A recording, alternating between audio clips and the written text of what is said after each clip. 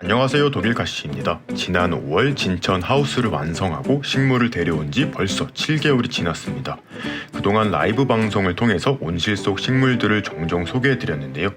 라이브 방송의 화질이 좋은 편은 아니라서 2022년이 지나기 전에 좋은 화질로 여러분들께 온실 투어를 해드리려고 해요. 오늘의 영상은 평소보다 조금은 길지만 그동안 몰라보게 자란 식물들의 모습들이 나오니 재미있게 봐주세요. 제 채널에 올라오는 영상이 좋은 평가를 받지 못하고 있는데 여러분들이 좋아요를 많이 눌러주시면 활성화가 된다고 합니다. 좋아요도 한 번씩 부탁드려요. 진천 온실은 현재 낮 최고 온도 28도, 밤 최저 온도 14도 정도를 유지하고 있습니다. 식물들은 모두 잘 자라고 있고 잉어 시평제들도 잘 크고 있어요. 그럼 바로 온실 투어 시작해 보도록 하겠습니다. 목베고니아 스노우캡입니다. 제가 3년 정도 키웠고 유튜브 초창기부터 보여드린 터줏대감 식물이에요. 온실로 데려올 때만 하더라도 번식을 위해 잔가지가 모두 잘려 줄기만 남아 앙상하던 상태였는데 몰라보게 풍성해지고 키도 더 커졌어요. 흙 아래에서 새 줄기들이 계속 뻗어나오고 있는 중입니다. 빛이 좋아서 그런지 실내에서 키울 때보다 물방울 무늬가 더욱 선명해졌어요. 큰 잎은 제 손바닥만 하고요. 빨간 꽃을 피우기 시작했습니다. 이제 개화하기 시작한 듯하고 조금 더 지나면 왕꽃볼도 볼 수 있을 것 같아요. 스노우캡 외에도 다양한 베고니아들이 있어요. 아래에는 키가 커지는 목베고니아들이, 선반에는 근경성 베고니아들이 자리 잡고 있습니다. 특히 근경성 베고니아들은 한데 모아놓으면 알록달록해서 더 예뻐요. 카틀레아를 비롯한 착색란들도 여기저기 꽃을 피워주고 있습니다. 꽃을 보기 힘든 계절인 겨울에 만개하니 더 특별한 식물들이에요. 난초들은 키우고 있는 종류들이 너무 많아서 조만간 따로 하나씩 소개를 해보도록 하겠습니다.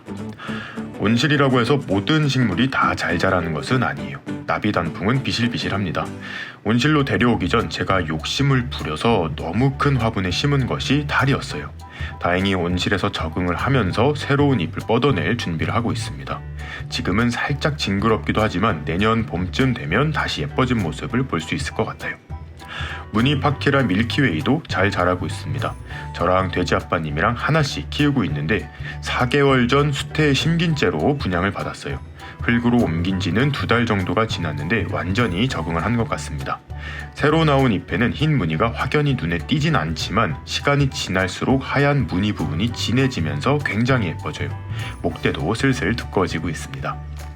올 여름 장마 때 죽을 고비를 겪었던 웨스트데일 애플블라썸 제라늄이에요.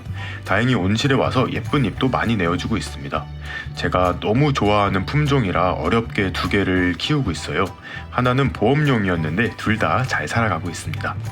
펜시 제라늄인데 겹꽃을 피워서 멋진 품종이에요. 조만간 꽃도 보여줄 것 같습니다.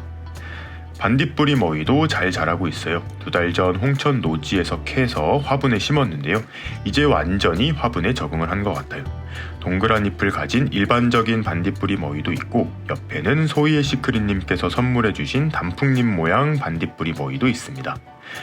벌레잡이 제비꽃 중 가장 큰 사이즈를 자랑하는 기간테아예요. 아직은 엄청난 덩치는 아니지만 온실에서 잘 살아가고 있어요. 그동안 새끼도 많이 쳤죠. 이곳에도 원래 한 촉이 있었는데 잎장 사이에 물이 고여서 물러버렸어요. 잎 몇 장을 남겨서 잎꽂이를 해두었습니다. 조만간 꽃도 피워줄 것 같은데 덩치에 비해 작은 꽃을 피워요. 역시 홍천 노지에서 데려온 주엘 채송아입니다. 한 달 전쯤 라이브 영상에서 삽목하는 모습을 보여드렸는데요. 이제 뿌리도 많이 자라나오고 흙에 완전히 활짝한 것 같아요. 온도만 맞으면 겨울에도 꽃을 피운다고 하는데 기대가 됩니다. 내년 봄에는 노지에서 키울 거예요. 호야들이 드디어 꽃을 피우기 시작했습니다. 구독자님들께서 선물해주신 대왕 호야를 멋진 지지대에 붙여 키우고 있어요. 새 잎도 많이 자라나왔고 새 덩굴도 어마어마하게 뻗어내고 있습니다. 호야 1호는 하얀 꽃을 피워주는데요. 향이 굉장히 좋습니다. 호야 2호는 빨간 꽃을 피워주는데 1호와는 또 다른 매력이 있어요. 정말 예쁘죠? 무늬 보스톤 고사리입니다. 보스톤 고사리는 집 베란다에서도 키우고 있는데 베란다에서 훨씬 예쁘게 자라는 것 같아요. 온실에서는 빛이 강해서 그런지 잎이 길어지지 않고 짱짱합니다. 잎이 빼곡하게 들어차는 멋은 있는데 개인적으로는 잎이 처지며 길쭉하게 자라는 것이 좋아요. 흰무늬 아디안텀도 잘 자라고 있습니다. 처음에 비해서 굉장히 풍성해졌어요. 호자를 채취해서 뿌려두었는데 아직 발화를 하진 않았습니다. 보험 개체로 가져온 작은 흰무늬 아디안텀도 열심히 자라고 있어요. 이거는 아디안텀 중에 모노컬러라는 품종이에요. 구독자님들 중에 고사리 전문가들도 많이 계신데 이름을 알려주셨습니다. 일반 아디안텀은 키우기 굉장히 까다로운데 이 모노컬러는 까칠하지 않아서 가정집에서도 잘 자란다고 해요. 꽃구경 가셨다가 이렇게 생긴 아디안텀을 발견하시면 바로 사세요. 수염 틸란드시아들도 날이 갈수록 풍성해지고 있습니다. 4가지 품종의 수염 틸란드를 키우고 있는데요. 색감이 짙은 것도 있고 은빛이 나는 것도 있고 또 잎이 굵은 것도 있고 가는 것도 있어요. 취향에 따라 선택하는 맛이 있습니다.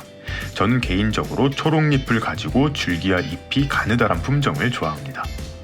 물토란 콜로카시아들도 잘 적응하고 있어요. 홍천에서 데려온 모히또도 새 잎을 많이 내어주었네요. 온실에서는 웃자라지는 않지만 노지에서 자랄 때와 비교하면 잎의 크기가 조금은 작아요.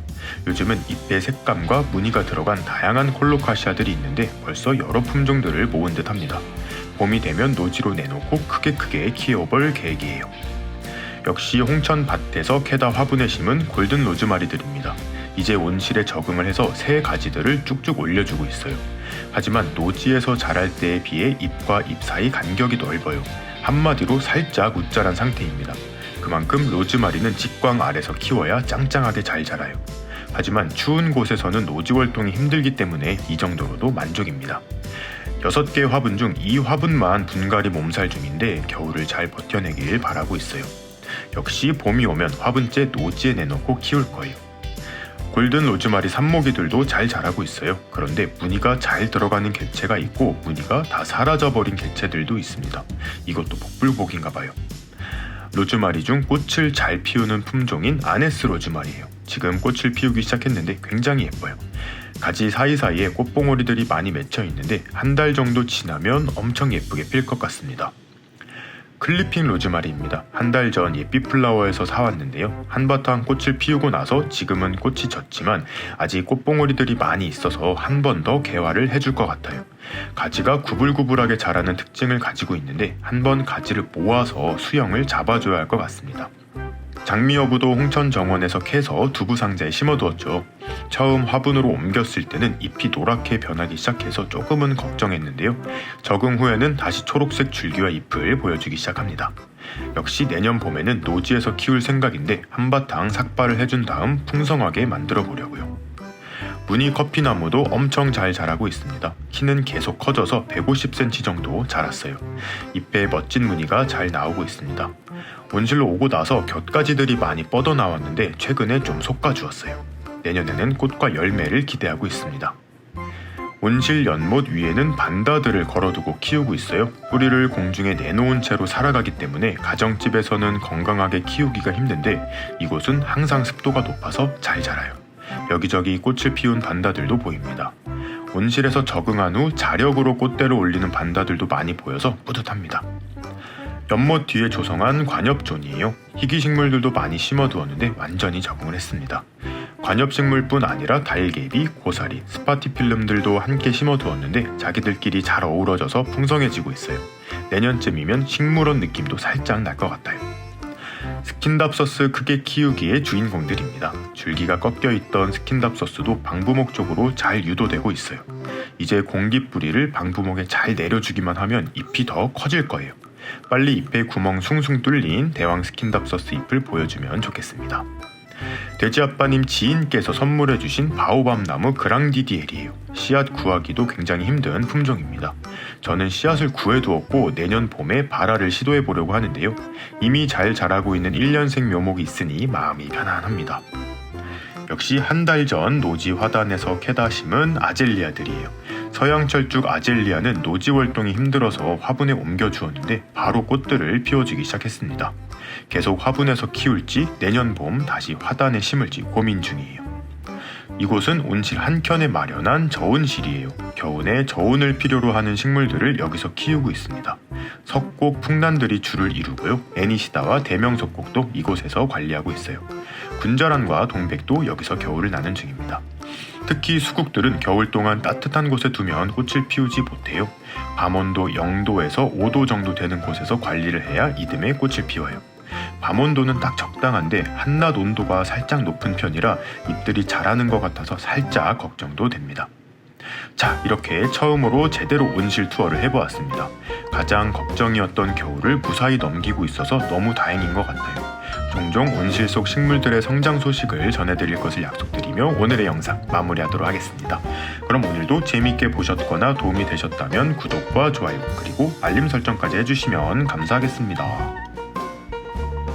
뿅.